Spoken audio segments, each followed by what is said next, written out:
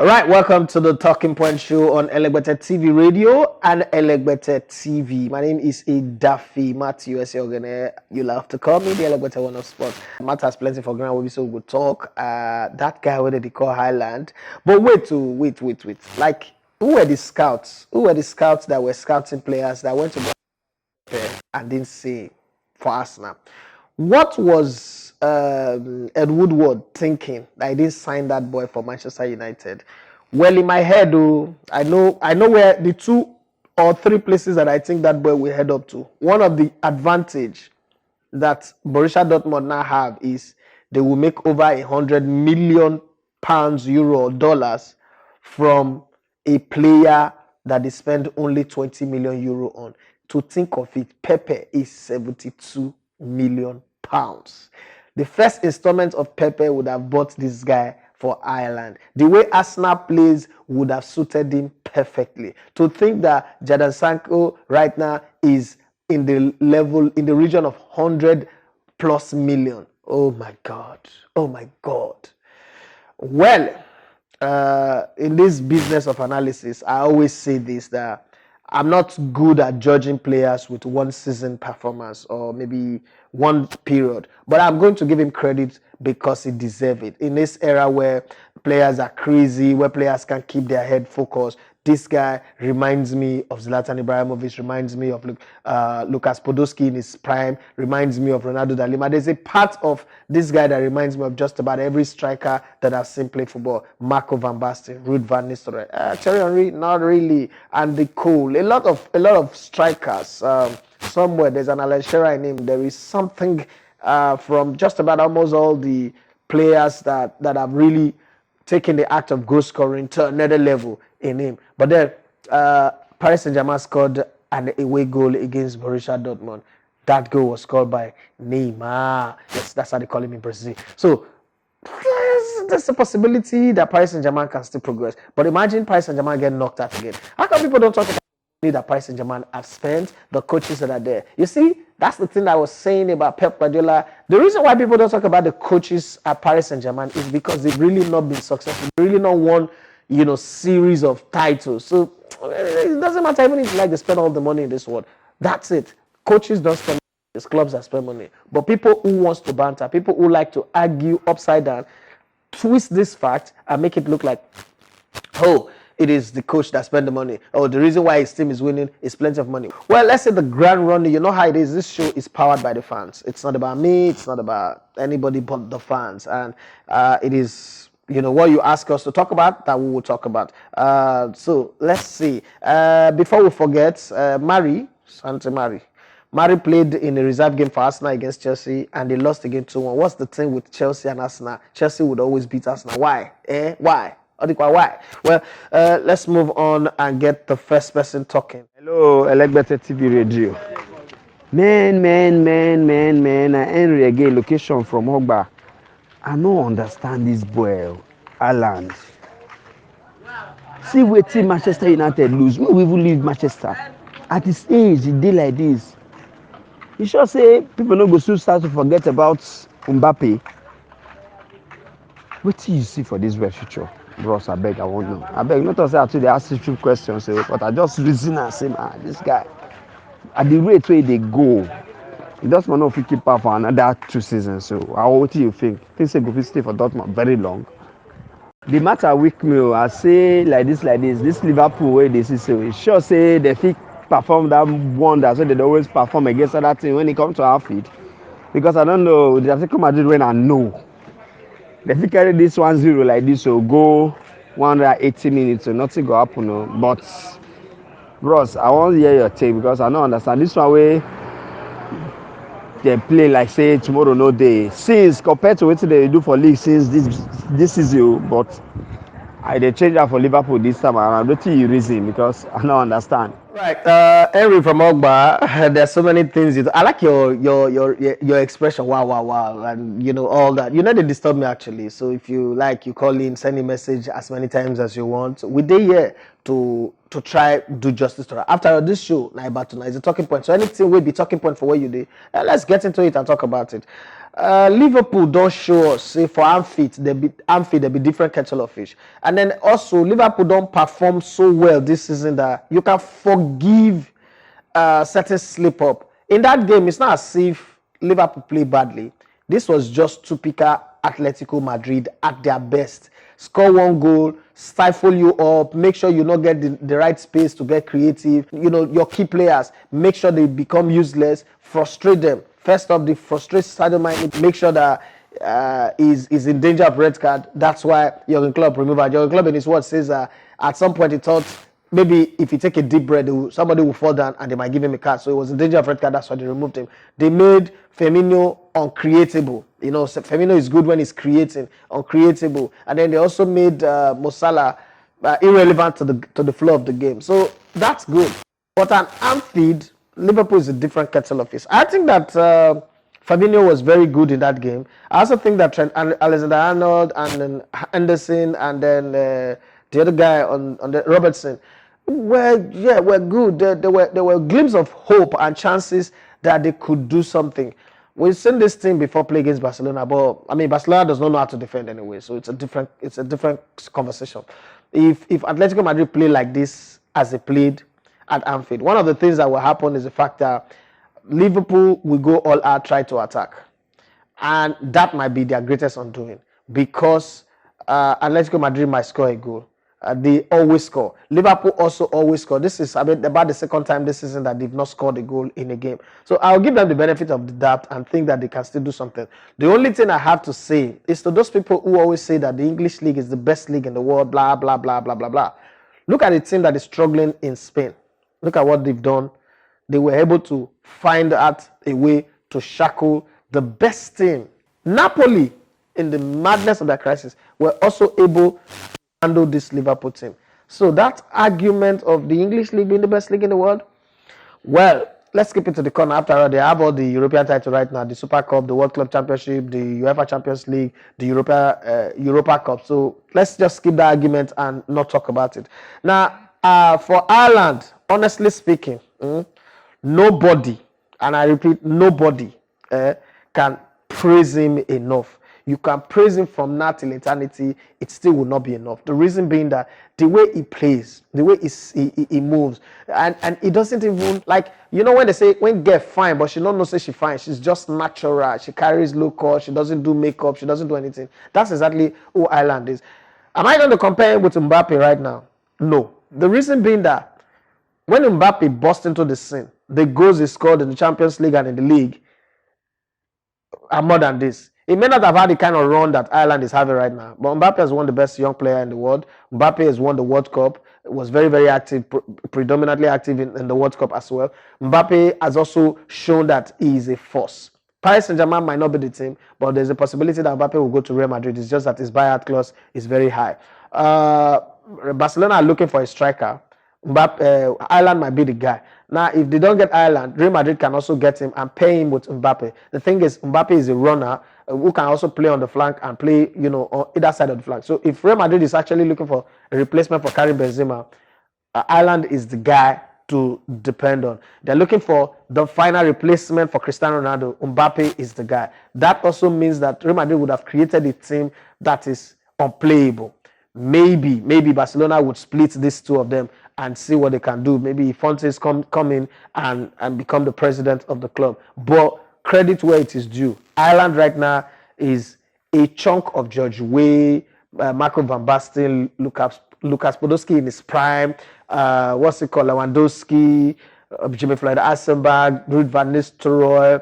A bit of all of this, a little bit of Ronaldo da Lima as well, and it keeps it going over a stretch of time. I'm not really good at judging people by one season wonder, because one season wonder is like one hit wonder in music. They come and they go. But if you can keep it and sustain it, then he's my man. Let's go to the next caller. Okay, hello, Elegbete TV Radio. My name is Isaac. I call from Bagada. I beg, this Champions League.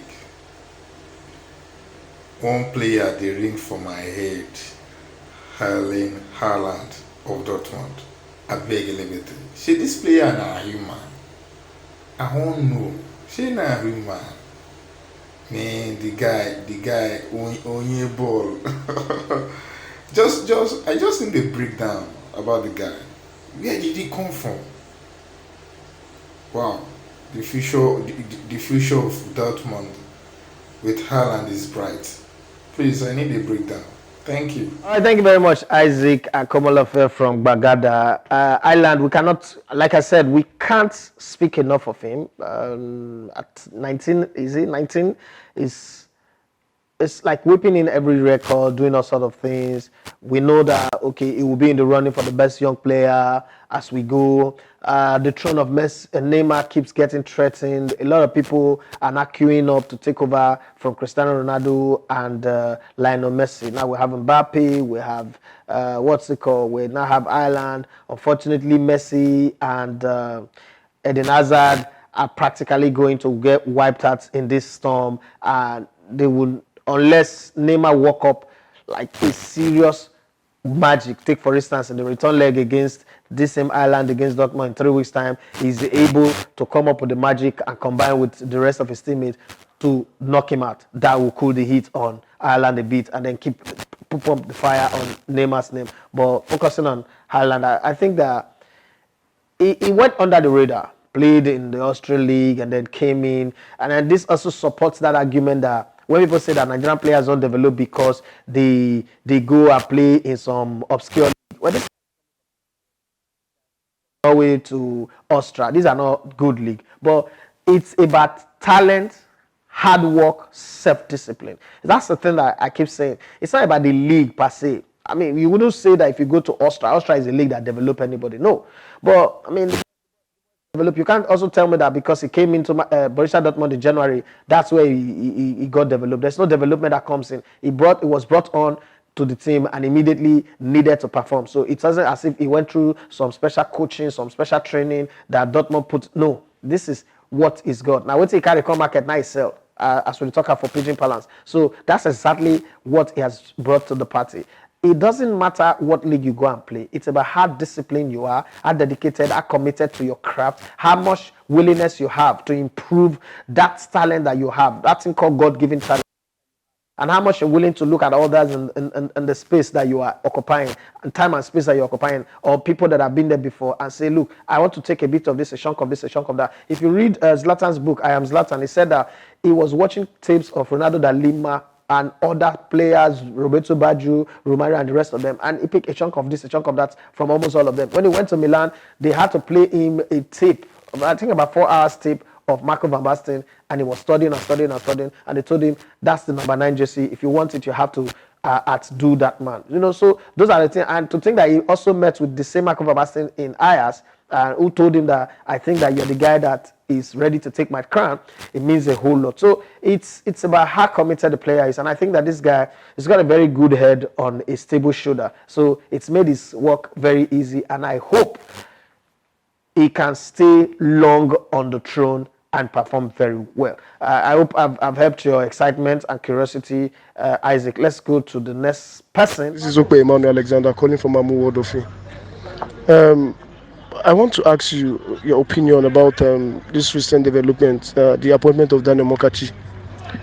Let me say in 2 weeks, the president made him an ambassador of Nigerian football. Also, he has been given the role of technical director, or his new role though, in the Nigerian national team. What do you think about that? Because I was thinking if Omokachi can get appointments like that, I think the NFF should look into bringing Sunday Olise, at least give him a role into Nigerian football. It's a welcome development though. I love what is going on. So let's clamor for this. Let people that plays the game before run the game. Then I think Nigerian football will grow. But I'd still like to hear your own opinion as regards this. Thank you very much. Well, from Isaac, question on Ireland to Ogbe Emmanuel Alexandra from Amowo Dolphin. Yeah, your position is justified in a country where all things are right. Your position is justified. Bringing ex-internationals to run our football would have made a lot of sense. After all, we just heard that Ike Casillas is quitting football to go and run for the Football FA in Spain. Good idea. But I'm not a supporter of this idea in Nigeria because of which I know, because of the things that I've seen, because of people where they be. Ex-international, ex-footballers in Nigeria don't mean well for Nigerian football. They are just there to collect extra codes, travel, jump around, photo ops. They don't really do anything for the good of the game. These are people who have wasted whatever money they made playing football. They need another opportunity to make money. Amokachi being appointed, and with all the stories and all the things that we're hearing, obviously, this is the voice of Jacob but the hand of Esau. This is how I want to put it. It's a toothless bulldog. In the same way he stood his ground and fought against Solomon Dalog, he can't do that right now because he's lost face with CAF. He's an errant child. He's in the eyes of these people, he's a recalcitrant child right now. So I'm not trying to use strong words, but that's just the truth. If you think back 2, 3, 4 years ago, the Amaju you guys know, the boastful, arrogant, as people want to say, but I don't think it's arrogant anyway, but it's just somebody who lack competence at that high level. It's no longer the Amaju we have. Amaju have been quarantined. Amaju have been caged by his own doing, by his own mistake, by his own, lack of tact, lack of control, want of word, lack of sense. So now he's been controlled. All these ICPC cases and the rest, they might come out to the press and tell you, oh, nothing is wrong, everything is fine. I lie. If everything is fine, this control will not be there. I was also hearing that General Trust contract will not be renewed. One of the things that I want to say on all of this matter, whether they bring Amokachi as ambassador or technical director, Amokachi has done technical director's job somewhere before. He didn't do it well. He was fired. What's the basis for bringing him? Sondolise will not work with this FA, so let's not even think of Sondolise because Sondolise have his own problem. I say it. Sondolise is my all-time favorite Nigerian footballer. Sondolise, as a footballer, is flawless. But Sondolise, as a man, as a person, I think, this is me thinking, I don't know, but I think Sondolise have inferiority complex or superiority complex. It's hanging in between that place. So it is difficult for Sondolise to actually work with people. To work in the Nigerian FA right now, whether as a technical director, a technical person, or as a coach, you must want to work with people. Sondolise is not that kind of guy. It's going to be difficult for him to work Nigerian football. There is not enough money in Nigerian football to go around. So it's also going to be difficult. The biggest loser of Amokachi, Yobo, and the way we're going is going to be the Super Eagles. We most likely will not qualify for Qatar 2022. Don't forget that this FA, in conjunction with the sports ministry, bungled the chance of our men and women playing in the Tokyo 2020 Football Championship.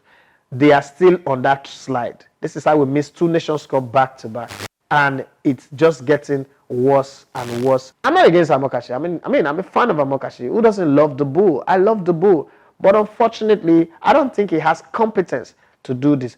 Even if he have competence, the NFF does not provide him with the tools to do it. What's the job of a technical director? A technical director is the person who charts a roadmap for a country's football at the FA level. So your job is to go around the country, start, setting up camps and setting up structures that would help produce players at under 13, under 12, under 15, to make under 17 to grow. The way France did it and produced the Trezeguet, the Thierry Henry, Vicente Leza, those players that won the 1998 World Cup and also won the Euro 2000. The way Belgium did it, and then they have vested all this crop of players, Kevin De Bruyne, Eden Hazard, Torgan Hazard, all of these players that they have now that is spread across everywhere. The way the Netherlands did it to harvest players since they've been doing it since 1974 till now.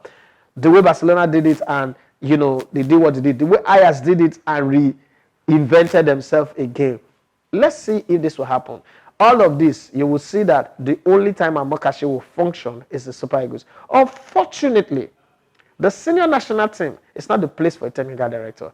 The senior national team is the showroom where you display all of the things that you have produced from under 17, under 20, and the rest to go and master a system of play, a style of play, and a methodology. Unfortunately, we are not having the people that can do that. And that is going to be the worst thing that can happen. But I appreciate your concern and your thought and your ideas about it, Alexander Emmanuel from Amo Odofin. Unfortunately, apple, people eat apple in Nigeria, but apple does not grow in Nigeria. So this one, our ex-internationals, I can't trust them with a five-a-side competition. This is my take on it. I might be wrong, but this is my take on it. Let's go to the next caller. Hello, Elegbete TV Radio. My name is Matthias Jacob. Ikorodu is the location, Lagos State, Nigeria. I want to appreciate what the Elegbete TV Radio have been doing so far. We'll continue to enjoy you, continue to support you. We'll continue to be at your back. And I pray that you will not get tired. My focus this today is concerning the football in Lagos State. Knowing that from the beginning in the Nigerian Premier League, you always have a team from Lagos State, especially the First Bank Football Club. There's many other clubs that in Lagos that have participated in Nigerian Premier League before it changed its name to Nigerian Professional Football League. What do you think is the problem in Lagos State? At least center of excellence.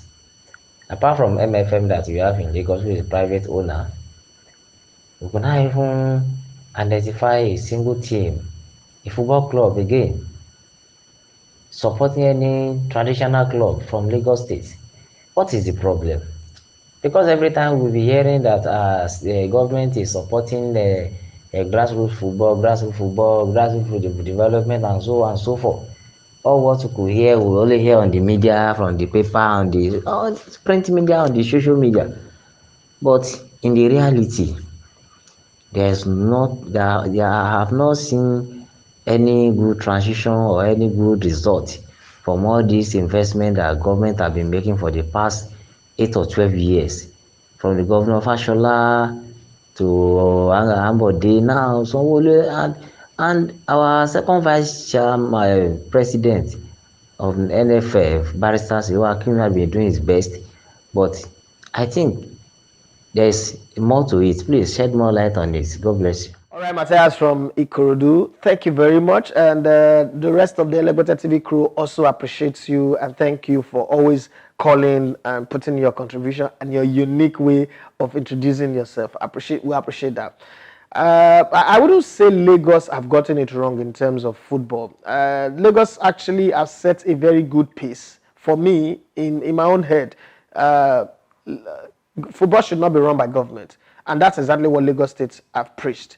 Now, it's left for the private individuals and the clubs to take the initiative and take it to the next level. And it is that platform that, according to you, as you mentioned, from Fashola down to Ambode to Sanwo-Olu, that has enabled a team like MFN to come out of nowhere in 6 years, 7 years, 8 years now, turn into this club that have qualified through the ranks, then gone on to play at the continent, even though they didn't win anything. But for a young club, I think they've done very well. Then let's also forget that Lagos State have the best organized regional leagues. In Surulere, for instance, there is a Surulere League that has been running for years. Now it's also producing great players. There's the Lagos FA Cup, which is the most sponsored FA Cup in Nigeria, across Nigeria. Then there is the divisional league, like you have Ekpe, Ikorodu, Badagry, Ikeja, Agege, and Surulere, if I'm not mistaken. There is proper organization. So the leadership of Seyi Akinwumi in the Lagos State FA Cup or Eco Football. Then there is also, a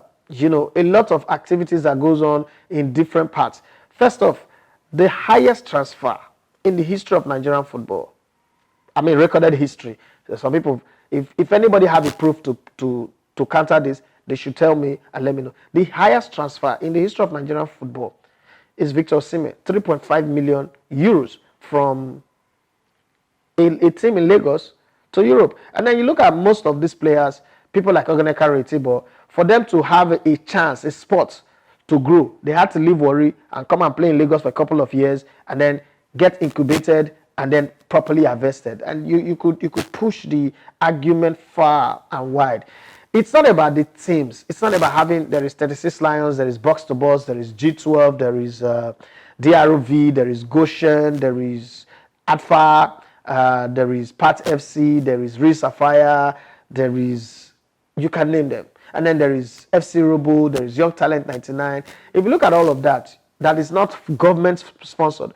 I don't think we want to blame Lagos State. Rather, we should find a way to say Lagos State is setting a good pace. Lagos State is doing it the right way. Football does not happen overnight. It takes time.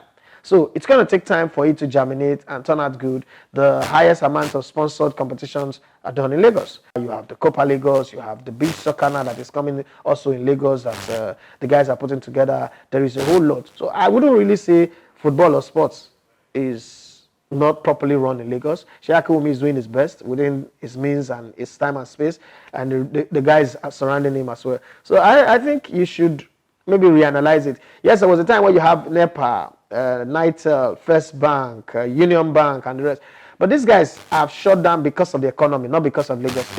It's because of the economy. The same way you have an NBA, CB, and the rest, GIB Rocks, that are also shut down. It's because of the economy, not necessarily because of Lagos. I mean, have you seen the exchange rates? I'm doing business now, so I know. When I want to buy something that maybe 10 years ago I would have bought for 50,000, to buy that thing now for 500,000 and above, it's crazy. So it's not easy to run a football club. I've run a football club before. I've owned one before. I ran it, and I've also managed for another person. So I know the cost implication of running football. And then in an economy like this, it's difficult for anybody to become a David Beckham overnight. Investors don't come together to do things. We are always flying solo. Everybody wants to do things on their own.